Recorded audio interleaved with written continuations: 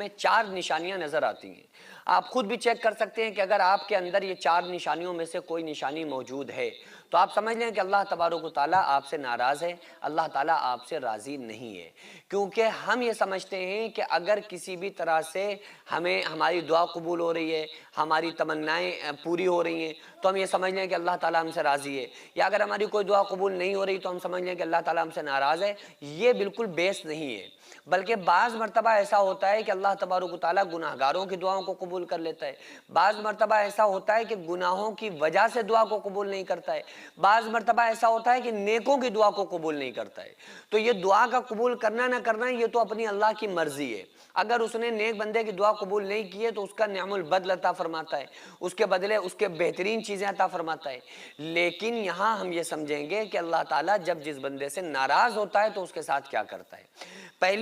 پہلا کام یہ ہوتا ہے کہ اس بندے سے توبہ کی توفیق چھن جاتی ہے، یعنی پھر وہ بندہ توبہ نہیں کرتا ہے، اور وہ گناہ کرتا ہے لیکن توبہ نہیں کرتا ہے، اللہ تعالیٰ سے گناہوں پر معافی نہیں مانگتا ہے۔ دیکھو یہ کوئی ضروری نہیں ہے کہ اگر وہ نیک بندہ ہے تو اس سے گناہ سرزد نہ ہو، گناہ تو سرزد ہو جاتے ہیں، اور گناہوں کے بعد توبہ اللہ کو اتنی پسند ہے کہ اللہ تبارک و تعالیٰ فرماتا ہے کہ اگر ہمارے سارے بندے نیک بن جاتے تو پھر ہم ایسی قوم کو پیدا کرتے، ایسے لوگوں کو پیدا کرتے جو گناہ کریں اور گناہ کرنے کے بعد توبہ کریں تاکہ میں ان کو معاف کروں۔ تو اللہ تعالیٰ کو توبہ بہت پسند ہے، اور گناہ کے بعد جب کوئی بندہ رو کر اللہ سے معافی مانگتا ہے یہ اللہ تبارک و تعالیٰ کو بہت پسند ہے۔ تو جس سے اللہ ناراض ہوتا ہے اس کے ساتھ پہلا کام یہ ہوتا ہے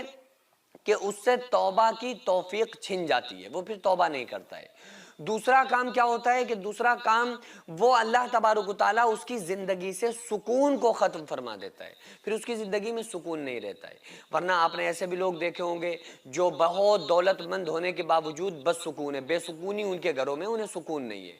اور اللہ تعالیٰ ان سے سکون کو چھین لیتا ہے۔ سکون کس وجہ سے چھینتا ہے؟ کیونکہ اللہ تعالیٰ ان سے اپنے ذکر کی توفیق کو چھین لیتا ہے۔ قرآن کریم میں اللہ نے فرمایا الا بذکر اللہ تطمئن القلوب، اللہ کے ذکر سے دلوں کو چین اور اطمینان ملتا ہے۔ تو جب کوئی بندہ اللہ کو ناراض کر بیٹھتا ہے تو وہ توفیق چھن جاتی ہے اللہ کے ذکر والی۔ جب اللہ کے ذکر کی توفیق چھنتی ہے تو کیا ہوتا ہے کہ اس کی زندگی میں بس سکونی آ جاتی ہے، سکون اس کی زندگی سے ختم ہو جاتا ہے۔ اسی طرح سے اس بندے کی توبہ دعا کو اللہ تعالیٰ قبول نہیں کرتا ہے، اس کی دعا میں اس کی یہ جو اللہ کی ناراضگی ہوتی ہے یہ حائل ہو جاتی ہے، یہ آڑے آ جاتی ہے، اور پھر اس کی دعا اللہ تبارک و تعالیٰ قبول نہیں فرماتا ہے۔ چوتھی چیز کیا ہوتی ہے کہ عمل کے دروازے بند ہو جاتے ہیں، یعنی پھر وہ بندہ عمل سے دور ہوتا جاتا ہے، اللہ کے نام سے ہیبت ہوتی چلی جاتی ہے۔ تو اس لیے اگر ان نشانیوں میں سے کوئی بھی نشانی ہم دیکھ رہے ہیں کہ یار یہ نشانی تو ہمارے اندر موجود ہے تو فوراً ہم اس پر توبہ کریں۔ اس کا بھی پھر راستہ کیا ہے؟ اللہ اگر ہم سے ناراض ہے تو اس کو راضی کرنے کا راستہ کیا ہے؟ یہی راستہ ہے کہ ہم توبہ کریں، ہم اللہ کی طرف آئیں، ہم اللہ کو سجدے کریں، ہم اللہ کو رو کر منائیں، یہی ایک راستہ ہے۔ اگر اللہ تعالیٰ ہم سے راضی ہے تو ہم دنیا کے سب سے خوش قسمت انسان ہیں، اور اگر اللہ ہم سے ناراض ہے تو پھر ہم دنیا کے سب سے بدترین انسانوں میں سے ایک ہوں گے، کیونکہ اللہ کا راضی ہو جانا بندے کے لیے کامیابی ہے، اللہ کا ناراض ہونا بندے کے لیے سب سے بڑی ناکامی ہے۔ سردیوں کا موسم شروع ہو چکا ہے، ہم اور آپ بہترین اپنے کپڑوں اور لحاف کا انتظام کر رہے ہیں۔ آغازیہ ویلفیئر سوسائٹی جو ہر سال یہ غریبوں کی امداد کرتی ہے، غریبوں کو کمبل تقسیم کرتی ہے تاکہ غریبوں کے بھی بچے آرام سے سردیوں کی راتیں بسر کر سکیں، لہٰذا ہماری آپ سے درخواست یہی ہے کہ جس طرح آپ اپنے گھر والوں کے لیے، اپنے بچوں کے لیے اچھے سے اچھا انتظام کرتے ہیں،